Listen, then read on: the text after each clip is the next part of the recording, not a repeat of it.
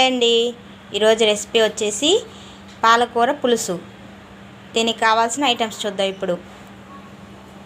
ఒక 2 కట్టలు పాలకూర, వెల్లుల్లి రెబ్బలు, ఒక 3 టమాటాలు, 6 పచ్చిమిరపకాయలు, ఉల్లిపాయలు 1 కప్పు, కరివేపాకు, తాలింప గింజలు, 3 టేబుల్ స్పూన్ ఆయిల్, కారం, పసుపు, సాల్ట్. తయారు చేసే విధానం చూద్దాం ఇప్పుడు.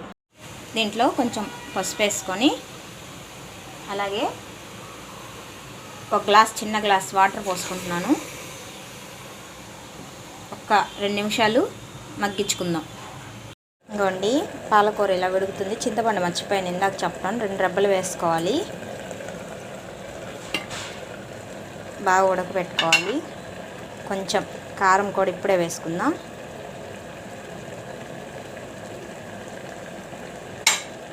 ఒక్క నిమిషం మగ్గించుకుందాం బాగా.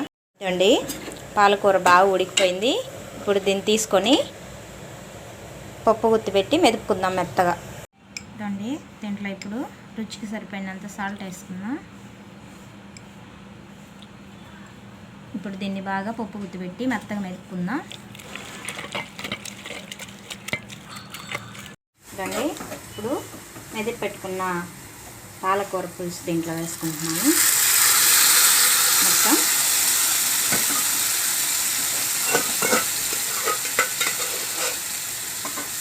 మొత్తం బాగా కలుపుకుందాం. తాలింపంతా ఇవ్వండి. పాలకూర పులుసు ఒక నిమిషం అయితే మగ్గితే బాగుంటుంది.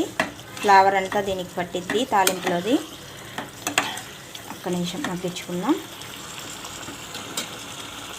చూడండి, పాలకూర పులుసు రెడీ అయిపోయింది. దీన్ని ఒక బౌల్లోకి తీసుకుందాం. ఇప్పుడు స్టవ్ ఆఫ్ చేసుకొని